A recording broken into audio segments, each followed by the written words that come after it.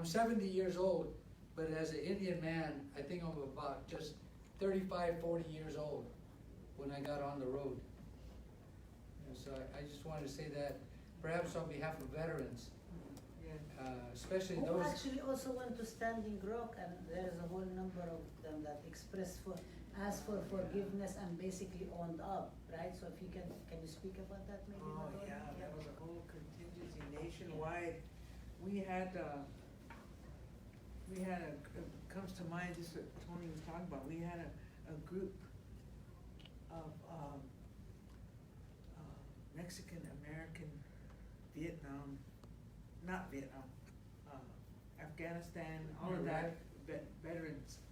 A couple of them were Vietnam vets, but they all had all their regalia, their insignia, and they were, two of them were gonna get deported. What do they call it? Taken. Yeah. And they were combat vets for the Army, the United States Army. And they came to Standing Rock. Because they said, we just found each other and we got it together and said, we gotta go. Now, if I may inject there, even in Vietnam, the government was offering Mexicans who don't have citizenship to join up. And after, if they survive Vietnam, they'll give them citizenship. A lot of them, you know, of course, they were double-crossed. Yeah.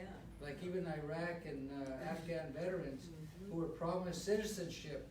They weren't given that. They're at the Tijuana border still. I think there was just a court case recently that some of them can start coming back. Yeah. But yeah, there's a lot of betrayal, even on that score. Yes, ma'am. Yeah. Yeah. Hi. You said Raise your voice. Okay.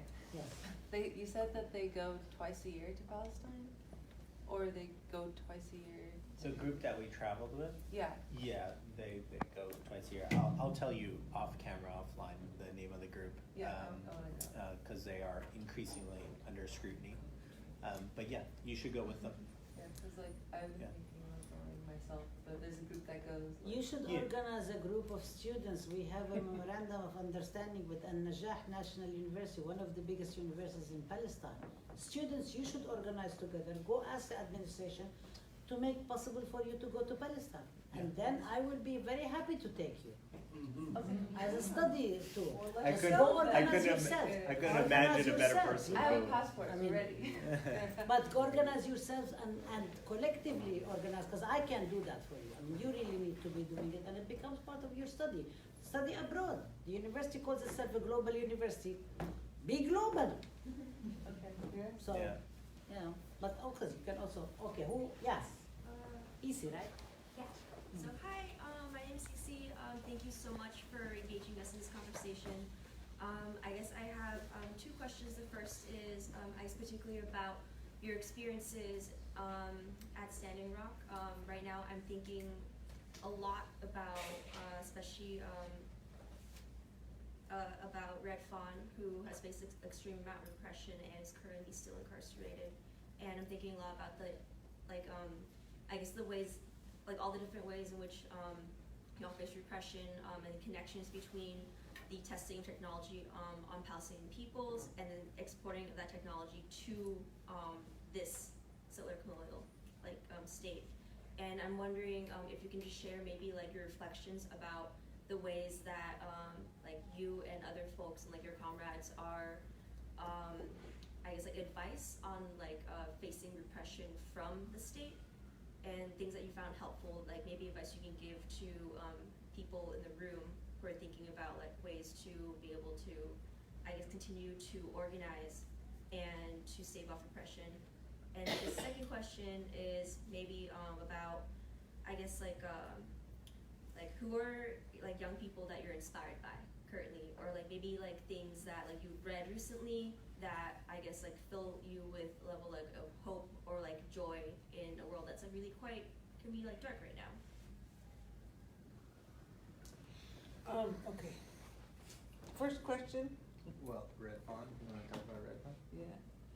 No, not specifically about Red. My take is I was there the entire time as an elder to let the young people know we have your back. Because that's how my elders were for me when I was young. They had our back. Every time we were going to do anything, they were there. They'd show up. You know, and they never, you know, browbeat us or never told us, you know, step by step. They just sent us out there. You make mistakes, that's how you learn. But you're out there. That was the main thing. You're out there and we have your back. So that was the reason why that, you know, my sister and I and others of our age went. But right now, but you have to understand too, we're indigenous of this land. We are still on the land. Although it's small, it's what we have left. And we, in our way of thinking, our people, Northern Plains, Northern Central Plains, I can't speak for anybody else, but from what I know of our people, okay, it's what very strong influence of what our ancestors did. We don't worship gods, we don't worship ancestors. We learn from them and we know that it's our responsibility to carry on. Each generation has to pick up that responsibility. Now how the next age group does it, that's their business. But we'll be there to show them we have your back. Because every era is different. Okay, so now and like I was saying before, this all happened back when I was young with Wounded Knee, 73. Up against the government. It's a whole different set of tactics, a whole different way of doing things that the government is doing now with mercenaries. You know, mercenaries, Tiger Swan, you know, ran the whole show up there. And that's why they were arresting people and putting them in cages and putting black bags over their head. And they were shooting people with rubber bullets and all. They're doing all this stuff that he was saying. They got their training in Israel tactics. So that's what they were doing to our people. But it isn't anything we didn't expect. I mean, because we're land-based, we're going to constantly be, each generation's going to be faced with this struggle. There's no light at the end of the tunnel for us. We are here in the belly of the beast. There's no end of the tunnel for us. As long as we have a land base, we're going to be in struggle. So we take it like that. So. Can you speak about Alcatraz? You were Oh, here we- at Alcatraz. oh. We can Yeah. come back to you. Of But course. yeah, because I remember you had the question. Yeah, you were earlier there planned. So I yesterday. thought maybe, and then we come back to you. Yeah. Yeah. Okay, Alcatraz, you probably, I don't know, maybe you know, this is university year, you probably know all about it. But I didn't get there till the second year, when all the press left and all the weekend warriors and the looky-loos and everybody was gone, okay? But we were having a takeover, occupation of Mount Rushmore because of our land there, the Black Hills, sacred land to our people, and it's covered in the treaty and all of that. Anyway, so we one of the organizers out on the island, John Trudell, he came to Mount Rushmore. So we were talking with him, and he asked me then, he said, can you come out to Alcatraz because we need help, you know, basically building community, okay? Physical, literally, okay? So I said, really? Okay. And then again, I was looking back and I thought, why did he specifically ask me? Why? Because I was one of the older ones. I was 29 years old. I was an old guy, you know? Because everybody else was in their early 20s or teenagers, you know, all in college and everything. So I said, sure. So I went out, and I got there, and that's what we did. Check things out, see what was going on, and there was a lot of people there, but it was a population of young people, just like at Standing Rock, all gung-ho, just into it, you know, and willing to take direction, and what do we do, you know, and how do we do it and stuff. So I immediately started rebuilding the school there for the children that were there. More of a kind of a glorified daycare, but we did a lot of teaching. You know. And then I got the young women that were there, you know, that didn't have anything to do but kind of cruise around, you know, walk around, I kind of organized them. I said, all right, we gotta get busy and start feeding these people some real food, you know. I mean, just things like that. So that was how I ended up on Alcatraz. And then they sent me to the to work at the Pier, I forget, it was Pier 40 or one of them. That's where we had our depot, and that's where everybody was bringing supplies and all of that. So that had to be organized, reorganized. So I was just kind of basically here and there, you know. And finally, towards spring, kind of got things rolling pretty good. So my two older children, I had her with me. That's my daughter, Dawn, my youngest. She was 5 years old on Alcatraz. So I had to go back to South Dakota to get my other two children older. They were in school. But while we were home, the Coast Guard busted the island. So that was my Alcatraz experience. But it was all about establishing, and the first thing you do is community. Because if you don't have a foot in the community, then you're just out here talking your head. And we got enough of those.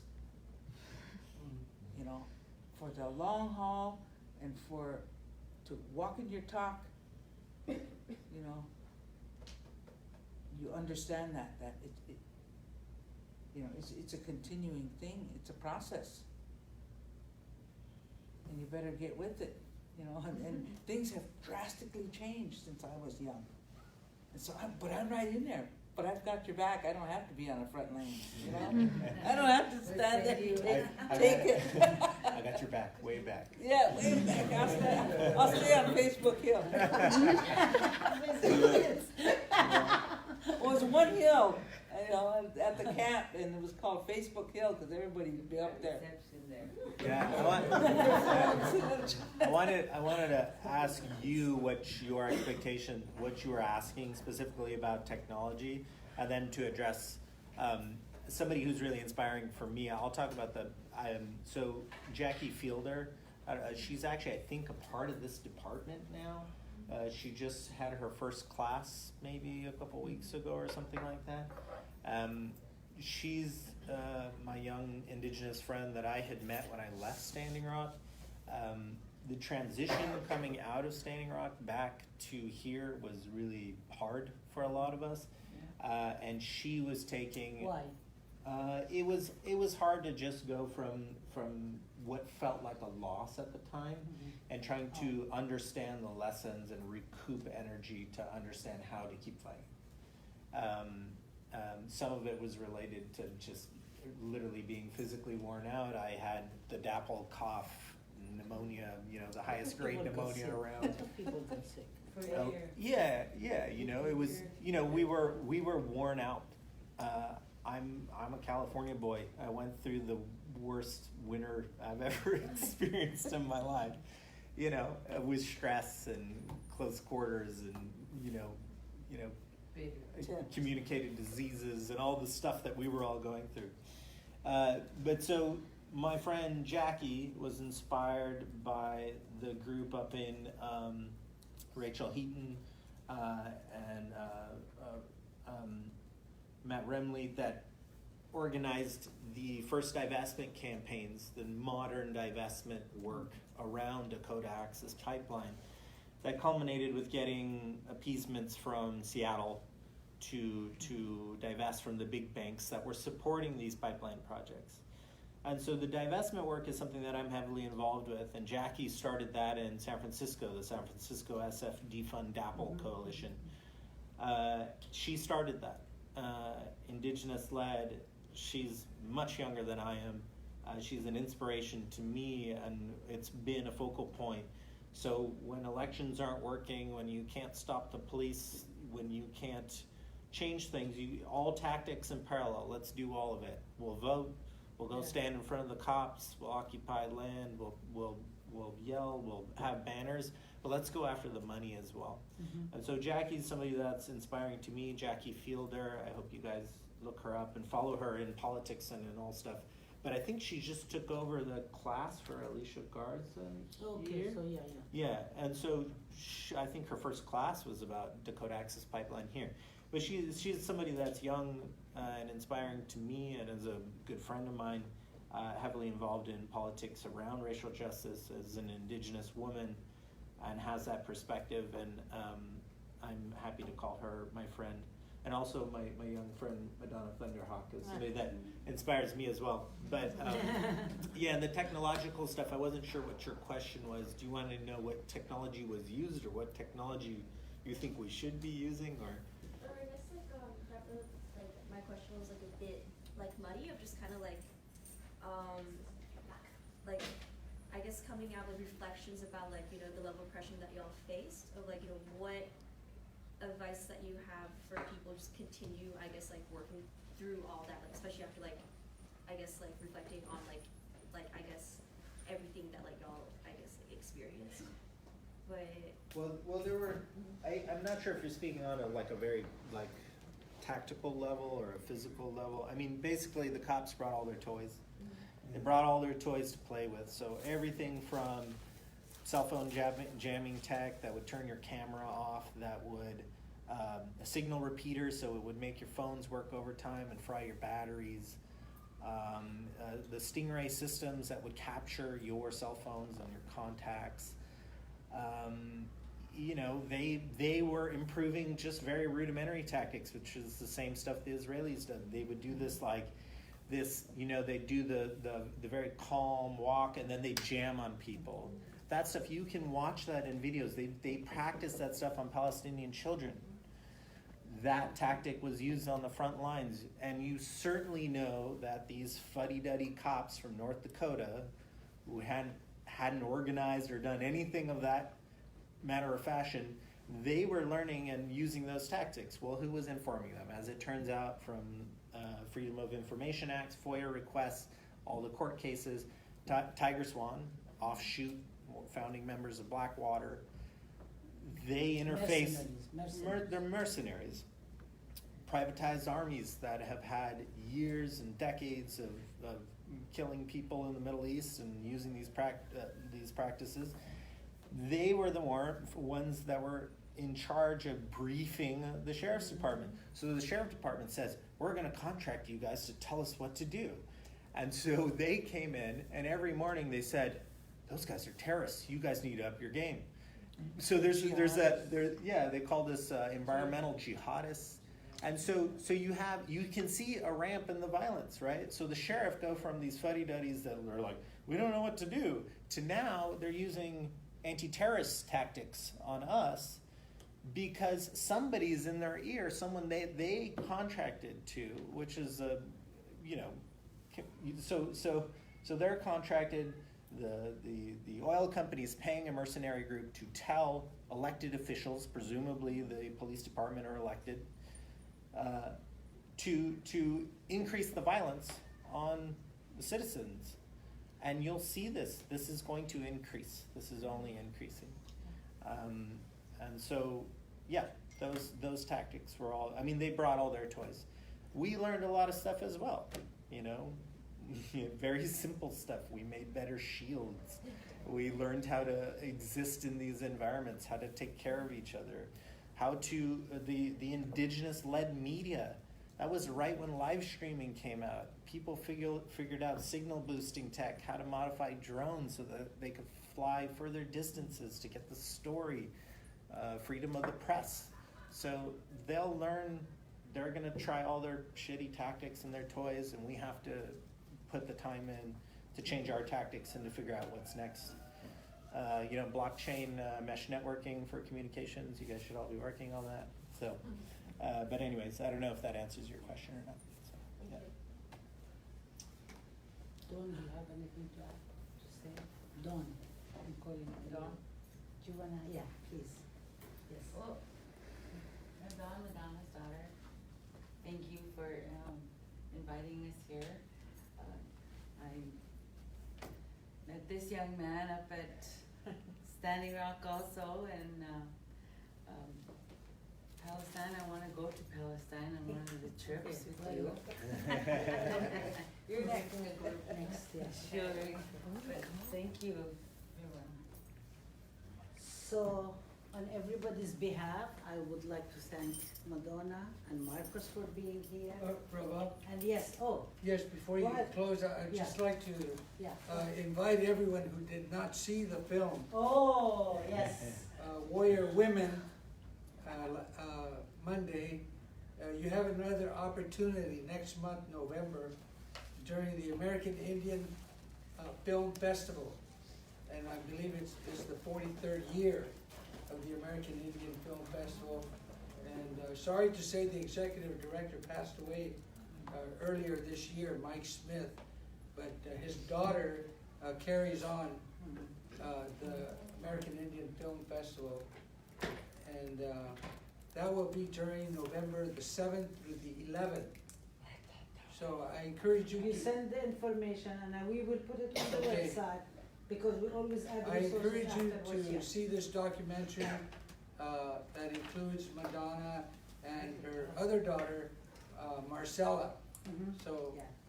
thank you. And the film is made also with the help of Dr. Elizabeth Castle, which was her PhD dissertation, so actually it's really quite important to remember that. Yeah. So without further ado, I want to thank you all. I want to thank Yes, Madonna, thank and I would like to present you with this Palestinian, it's mine actually, but I'm going to give it to you. This is Palestinian embroidery from Hebron, and this is the Palestinian kafia. Yes, yes. Oh, thank you so much. For the few hot days Yeah. where you are, because I know it's very cold. Yeah. Oh my gosh, look at this. Because I didn't know we were going to These be are- so lucky. These scars like this are Yeah, but this is, you can wear it like a blouse, Yeah, you know? yeah. So yeah. So you can have the embroidery and the kafia. You do double trouble. Yeah, thank you. All right. Oh. So thank you. Let's give the Madonna. Thank you.